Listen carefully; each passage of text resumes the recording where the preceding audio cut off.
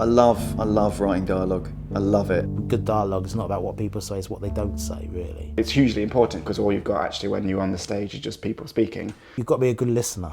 So every line of dialogue has to have a function. So it needs to either advance the plot or have some kind of subtext and some kind of motive which is going on underneath the dialogue, which is where the two characters' objectives are very clear, but they're not necessarily talking about them. Sometimes you really need to be rigid with yourself about two characters sounding the same. All my characters might sound the same in my first draft, but in my second draft I'm very conscious of not making them sound the same, or at least giving them a style of speaking that's different from each other. For me, the fun of dialogue is getting to know them in front of you. I think the best tip is, if you want to write dialogue, try and think about, everybody has a verbal quirk. So try and think about what your character is unique to your character and what they say. You've got to be interested in people and listen to how they talk, how they put things.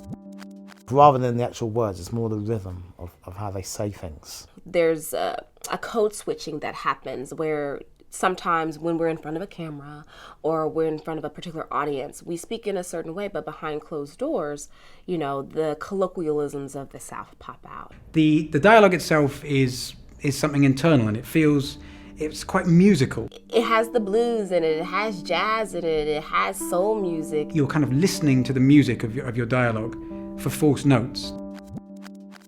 Be careful not to make your character into a caricature. It's funny because I was disgusted, but also in equal measure fascinated by the likes of Nick Griffin, who's the leader of the British National Party, who's not a skinhead, very well dressed and very articulate man speaking these horrendous things. He's speaking to the audience, and the audience have got no choice but to listen to him. They're stuck with him for the duration of the play, and they can't leave.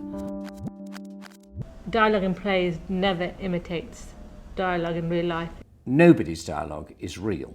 But dialogue is actually a conceit, it's an artifice.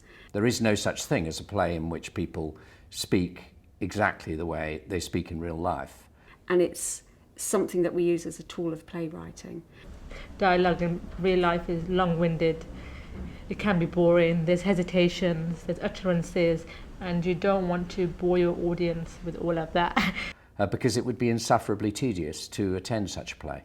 Everybody's dialogue is stylised. So it has to be kind of heightened and slightly manipulated. Well, not slightly, but very manipulated. Even so-called naturalistic dialogue is in fact intensely stylised. Just as a painting is not a photograph. There is an artist, and the artist's hand is over everything that is said and seen.